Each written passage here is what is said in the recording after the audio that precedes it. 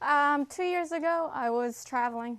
I was a backpacker, and I'd been traveling for 9 months straight, and I was getting really tired. And the idea of volunteering somewhere popped up in my mind. So I was traveling from Central America, and then I made it all the way to Bolivia, and then here in Rurrenabaque, 15 kilometers from this campus, is a town.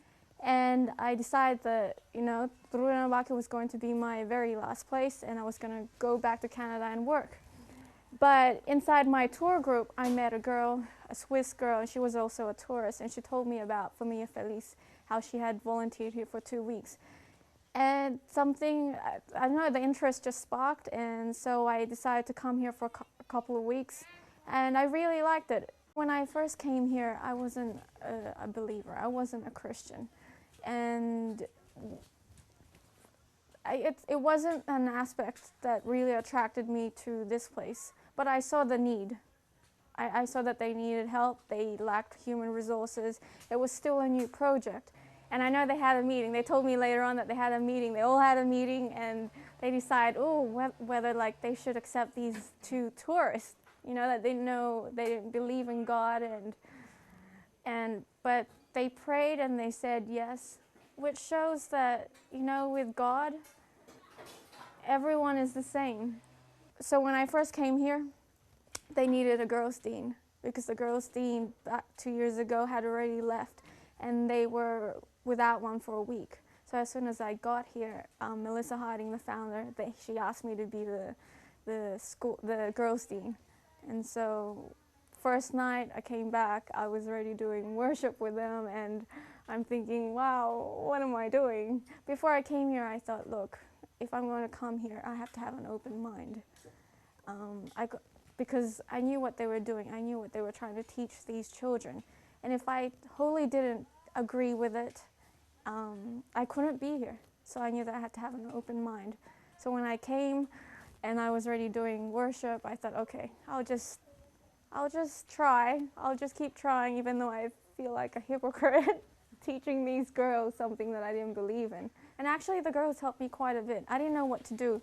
So they would just give me, they'd give me a book, a devotional book, and then we would just read that. The seed was just being planted in me, and I don't know what I had done for these girls, but I knew that all of us together were spiritually growing. And then 3 months passed, and I thought, I can't keep doing this. Like, I'm going to have to do my own studies. So I started reading the Bible. I wanted to get hold of books. I wanted to research this, but all I had was the Bible and Ellen White's books and the people around me. They invited me to the personal staff, to the staff worship, and I didn't want to in the beginning, but I felt obligated, so I started going. And I appreciated the wisdom, right? The wisdom that they were, not so much the religion aspect, but the practicality of Christianity, of helping one another, putting one another before ourselves. Things like that I appreciated.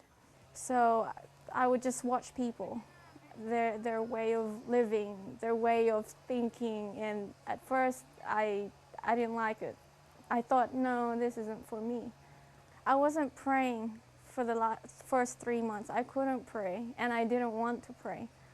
But then, there's so many problems that keep coming, and that first year we had a lot of problems. It was a new project, and just something in me impressed me to pray.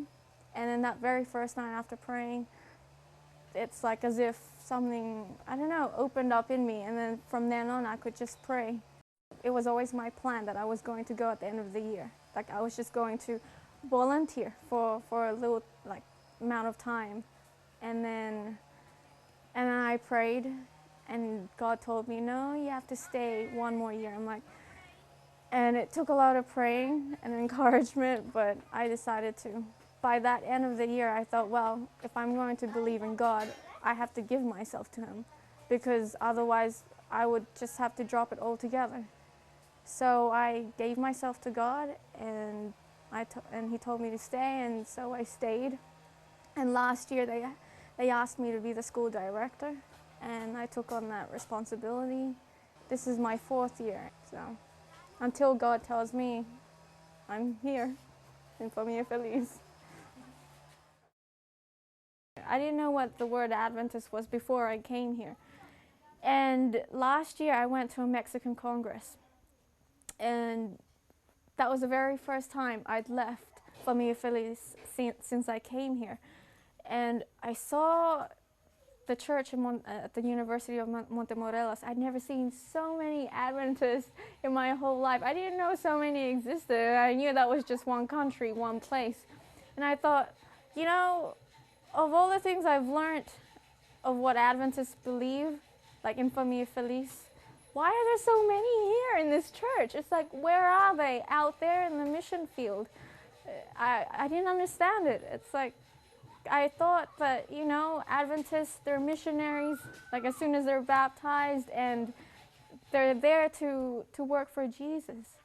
But I don't know, I was just amazed. It's like, and I was disappointed because, I don't know, I just wish that people would just come out and help more, because there's a lot of places and there's a lot of needs, and we need to build more churches out there. And we have so many communities here that need to be reached, and we don't have enough people. So I invite all of you Adventists to come to the mission field, because we do need you. So I understand that, you know, we also need to minister to our homes, but we need to space ourselves.